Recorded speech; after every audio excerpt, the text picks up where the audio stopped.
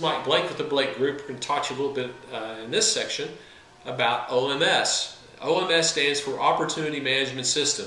What happens when people walk out of your model home and don't buy on that first visit? And by the way, only 4 to 6% of people buy on the first visit today. That's significantly down from 20 years ago when it was almost 25%.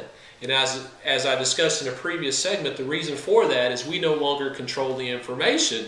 15, 20 years ago, there wasn't the internet. We controlled the information. Everyone came in early in the buying cycle. We gave them information in exchange for their buying criteria. We moved them through the critical path. It made sense. It gave us a starting point with everybody, and it made the close a lot less complicated. Today, it's totally different, right? So they leave your model. They're part of the other 94% that don't buy on the first visit. What happens then? Well, I can tell you, based on some studies in the last several years, most salespeople don't even follow up with them. Only about 14% follow up with anything that is relevant to what the person said was important to them when they were visiting your model. And there's tens of thousands of dollars being spent by builders out there on CRM software, which is important. That's just one part of what is critical about developing an opportunity management system. Now let me say why I call it opportunity management system as compared to follow-up. Follow-up to me is one event.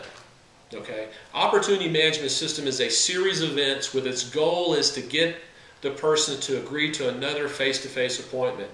All the activities within an opportunity management system is focused on only that single sales objective. And I'll be talking about all the different kinds of activities that you will do in order to accomplish that one goal. But you have to have an opportunity management system. So why don't salespeople have such a thing? Well, to be quite honest, nobody knows how to teach it. Okay, we all know how to put a CRM involved or CRM software in play and implement that, but we don't know how to teach people to use what activities when based on good research, to say what when based on good research, to do what activities in what order, okay, and how to classify leads, how you spend most of your time on A and B leads instead of C and D leads. We don't have anyone that can teach that except for one person. That would be me.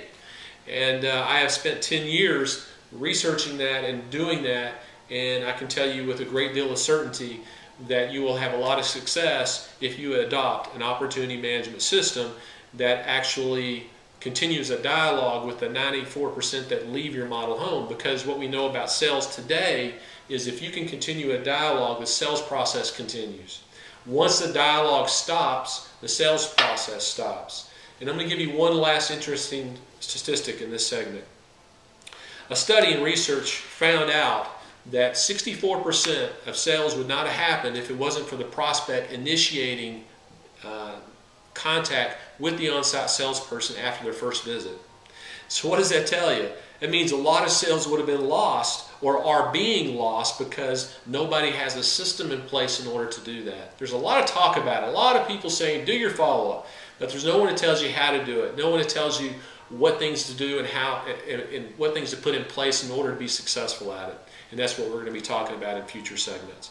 But I wanted to spend a couple of minutes and talk about opportunity management systems and why they are incredibly important today in today's more complicated sales environment. This is Mike Blake with the Blake Group.